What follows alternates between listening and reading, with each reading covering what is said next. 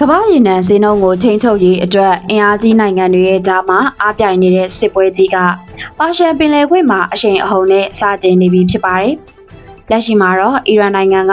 အနောက်အုပ်စုနိုင်ငံတွေကနေစားသုံးသူတွေအတွက်ရေနံဈေးနှုန်းပုံမကြီးမားလာစေဖို့ရည်ရွယ်ပြီးတော့ပါရှန်ပင်လယ်ကွေ့အတွင်းနဲ့ဝန်းကျင်မှာရှိတဲ့ရေနံတင်သင်္ဘောတွေကိုပြစ်မှတ်ထားပြီးတော့တိုက်ခိုက်လျက်ရှိပါတယ်။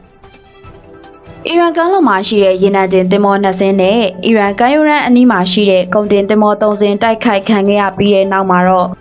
့ကမ္ဘာရေနံဈေးကွက်တွင် Brent ဆန်မှတ်ရေနံဈေးကတစီလျင်အမေရိကန်ဒေါ်လာ100အထိယာယီအားဖြင့်မြင့်တက်သွားခဲ့ပါတယ်။ဒီအခြေအနေကိုနိုင်ငံတကာစွမ်းအင်အေဂျင်စီ IEA ကသမိုင်းတလျှောက်အကြီးမားဆုံးကုန်စည်စီးဆင်းမှုပြတ်တောက်မှုပြဿနာလို့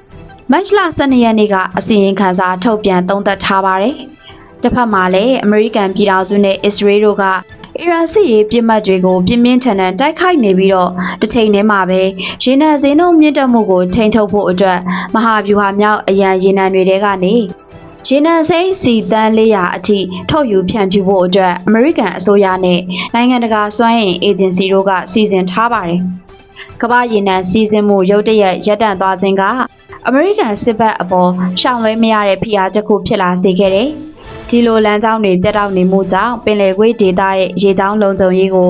ဘယ်အချိန်မှပြန်လည်အာမခံချက်ပေးနိုင်မှာလဲဆိုတဲ့မေးခွန်းကအရှိနဲ့အနောက်ကမ္ဘာတဝန်းမှာရှိတဲ့စွမ်းအင်သုံးစွဲတဲ့သူနိုင်ငံတွေရဲ့ကြားထဲမှာအဓိကစိုးရိမ်ပူပန်မှုတစ်ရပ်အဖြစ်အရှိန်အဟုန်နဲ့ပေါ်ထွက်လာနေပါပြီ။တကယ်လို့ပင်လယ်ကွေ့ဒေသရေနံသယ်ယူပို့ဆောင်ရေးလုပ်ငန်းတွေဘေးကင်းလုံခြုံရေးကိုအချိန်တိုအတွင်းမှာဆောင်ရွက်နိုင်ခဲ့မယ်ဆိုရင်စီးရေးအရတိုက်ခိုက်မှုတွေရပ်တန့်ပေးဖို့အတွက်အမေရိကန်ပြည်ထောင်စုနဲ့အစ္စရေးတို့ကိုဖိအားပေးဖို့အသုံးချနေရတဲ့မောင်းတန်ကိုအီရန်အနေနဲ့လက်လွတ်ဆုံးရှုံးရမှာပဲဖြစ်ပါတယ်။သို့ပေမဲ့လည်းပင်လယ်ကွေ့ဒေသရေနံသယ်ယူပို့ဆောင်ရေးလုပ်ငန်းတွေဘေးကင်းလုံခြုံဖို့အတွက်အချိန်များစွာယူရမယ်ဆိုရင်တဖြည်းဖြည်းမြင့်တက်လာတဲ့ရေနံဈေးနှုန်းက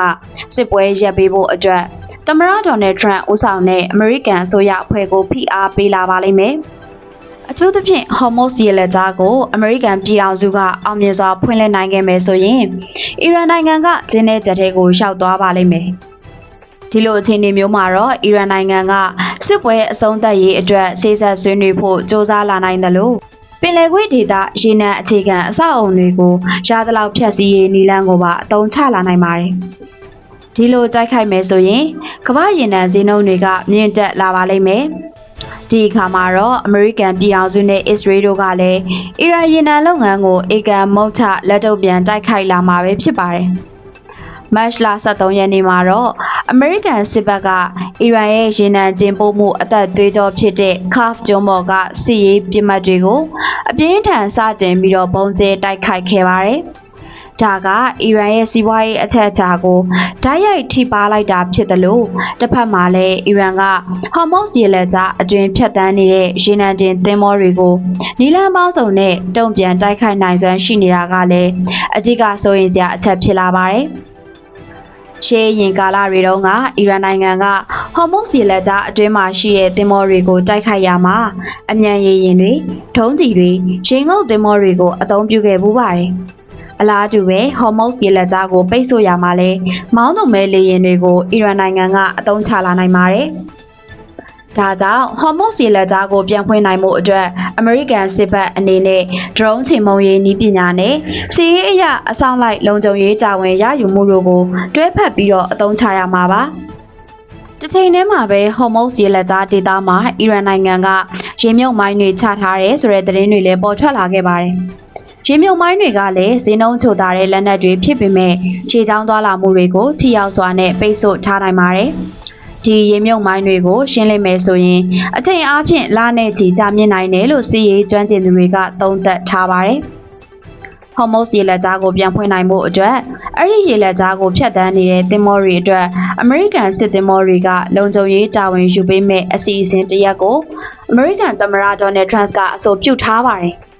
သို့ပေမဲ့လည်းဒီအဆိုပြုချက်ရဲ့စိန်ခေါ်မှုတစ်ရပ်ကအီရန်ကအစုပြုံလိုက်ပြစ်လွတ်လိုက်တဲ့ဒုံးကျည်တွေဒါမှမဟုတ်မောင်းသူမဲ့လေယာဉ်တွေကြောင့်အမေရိကန်လေကြောင်းရန်ကာကွယ်ရေးစနစ်တွေဝင်ပြီးမဲ့အရေးဖြစ်လာပါတယ်။ လေကြောင်းရန်ကာကွယ်ရေးစနစ်တွေကိုအီရန်ဒုံးကျည်နဲ့မောင်းသူမဲလေရင်ဒဇင်းတလေးများထိုးဖောက်ဝင်ရောက်နိုင်ခဲ့မယ်ဆိုရင်တော့ရေနံကျင်သင်္ဘောတွေထိခိုက်ပျက်စီးသွားနိုင်ပါတယ်။အကြီးကဆိုရင်စရာအချက်ကဟော်မုတ်ရေလက်ကြားကိုပြန်လည်ဖွင့်လှစ်နိုင်မှုအတွက်အချိန်ဆွဲနေခြင်းပဲဖြစ်တယ်။ရေချောင်းလမ်းပြန်လည်ပွင့်လင်းမှုအတွက်ကြံ့ကြာနေသမျှကာလပတ်လုံးကမ္ဘာရေနံဈေးနှုန်းတွေကလည်းရေတိုအတွင်းအရှိန်အဟုန်နဲ့ဆက်လက်မြင့်တက်နေအောင်မှာဖြစ်တာကြောင့်ဒီအချက်ကပဲကမ္ဘာစီးပွားရေးအတွက်အကြီးမားဆုံးသောစိန်ခေါ်မှုတစ်ရပ်ဖြစ်လာနေပါတယ်။အမေရိကန်စွမ်းအင်ဝန်ကြီး Chris Wright ရဲ့မတ်လ12ရက်နေ့ထုတ်ဖော်ပြောကြားချက်အရအရှေ့အလယ်ပိုင်းမှာရှိတဲ့အမေရိကန်တပ်ဖွဲ့တွေကအီရန်ရဲ့စီးရေးစွမ်းရည်တွေကိုအမြင့်ပြတ်ချေမှုန်းဖို့ပဲအာရုံစိုက်နေပြီးတော့ဟော်မုတ်စီလက်ကြားမှာရှိတဲ့သင်္ဘောတွေကိုလုံခြုံရေးပေးဖို့အတွက်အသင့်မဖြစ်သေးတဲ့အကြောင်းကိုသိရပါတယ်။လုံခြုံရေးတာဝန်တွေကိုအခုလကုန်ပိုင်းကနေစတင်နိုင်ပြီဖြစ်ပြီးတော့အဲ့ဒီကြားကာလအတွင်းအီရန်ရဲ့ဒရုန်းတိုက်ခိုက်မှုတွေကြောင့်အခြေအနေကပုံမကျင်းမာလာပြီးတော့အမေရိကန်အနေနဲ့ဟော်မုတ်စီလက်ကြားဒါမှမဟုတ်ကာ့ကျွန်းပေါ်သို့မြေပြင်တပ်များပါဆေလွတ်နေရာချထားနိုင်ပါတယ်။ဒီလိုအခြေအနေမျိုးမှာဆိုရင်အီရန်နိုင်ငံကပင်လယ်ကွေ့နိုင်ငံတွေကိုရေနံအခြေခံအဆောက်အအုံတွေနဲ့အမေရိကန်တပ်တွေကိုတိုက်ခိုက်မှုတွေပုံမလှုပ်ဆောင်လာနိုင်ပါတယ်။ပင်လယ်ကွေ့နိုင်ငံတွေရေနံတင်သင်္ဘောကုမ္ပဏီတွေနဲ့စွမ်းအင်ကုန်သည်တွေကအီရန်ရဲ့ချိန်ချောက်မှုလျှော့ချရေးလုပ်ငန်းစဉ်တိုးတက်မှုတွေကိုအကဲဖြတ်ဆန်းစစ်နေကြတဲ့အချိန်မှာကမ္ဘာရေနံဈေးနှုန်းတွေလည်းပြောင်းလဲနေအောင်မှာဖြစ်ပါတယ်။အီရန်ရဲ့ဘာသာရေးအခြေခံအစိုးရကိုဖျက်ဆီးရှင်းလင်းရေးကခက်ခဲကောင်းခက်ခဲပါလိမ့်မယ်။သို့ပေမဲ့လည်းအီရန်ရဲ့ချိန်ချောက်မှုကိုလက်သင့်ခံနိုင်တဲ့အဆင့်အထိရှော့ချနိုင်ခဲ့ရင်လည်းရေနံတည်ယူပို့ဆောင်ရေးလုပ်ငန်းတွေပြန်လည်စတင်လာနိုင်ပါတယ်။ဒါပေမဲ့အရှိအလဲပိုင်းစစ်ပွဲရဲ့စီးပွားရေးဆိုးကျိုးတက်ရောက်မှုတွေကချက်ချင်းလက်ငင်းပြေပြောက်သွားမှာမဟုတ်ပါဘူး။ရေနံဈေးကွက်ကျွမ်းကျင်သူတွေရဲ့သုံးသပ်ချက်အရစစ်ပွဲအပြီးမှာရေနံအကျပ်အတဲကချက်ချင်းအဆုံးသတ်သွားအောင်မှာမဟုတ်ပါဘူး။စစ်ပွဲကြောင့်ဖြစ်ပေါ်ခဲ့တဲ့ကုန်စည်စည်းစိမ်မှုဟာကွက်ကိုပြန်လည်ဖြည့်ဆည်းဖို့အတွက်အချိန်များစွာယူအောင်မှာဖြစ်ပြီးတော့ဟော်မုတ်ရေလက်ကြားကနေစတင်လိုက်တဲ့ရေနံကြရက်ကကမ္ဘာဈေးကွက်အတွင်းမှာအချိန်အတန်ကြာတဲ့အထိဆက်လက်ခရီးနှင်နေအောင်မယ်လို့ဆိုရပါလိမ့်မယ်ရှင်။